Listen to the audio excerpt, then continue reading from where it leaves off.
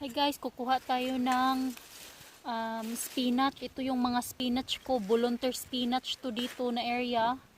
So kukuha ako ng kunti para ihalo ko sa sa salad. So sobrang dami naman, so hindi kailangan ng yan lang. Kasi sobra namang dami. Yan siya. So tinatanggal ko pati yung ugat at saka kinukuha ko lang yung magandang dahon. The rest tinatapon ko na kasi sobrang dami. Yan siya.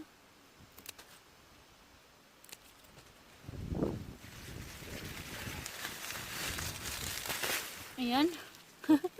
Sobrang dami. Kaya tinatanggal ko lang yung magandang dahon, yung mga yung malambot pa siya, yung ganito lang. Yan. Tinatanggal ko yan.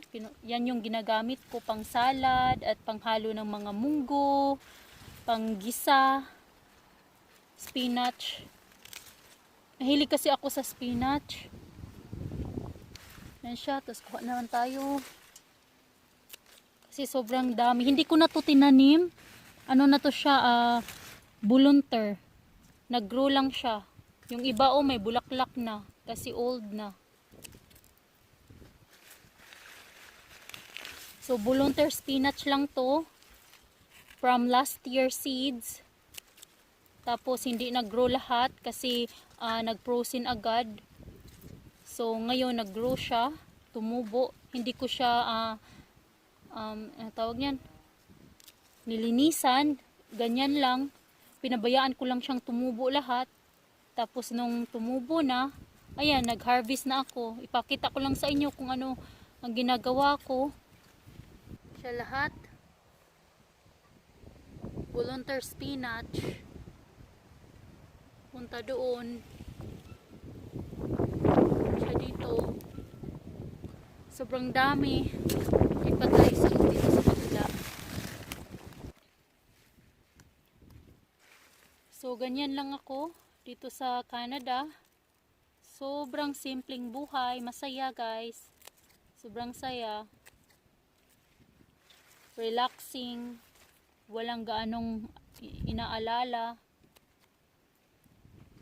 Tapos, mahilig ako magtanim. Sinong may gusto ng spinach dyan? Ang dami. Ako lang ang kakain. Ako lang kasi ang mahilig. Mahilig sa spinach.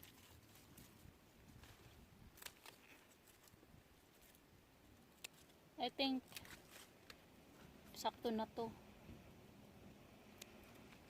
So, ayan guys. Ito lang yung i-harvest ko kasi ako lang naman ang kakain.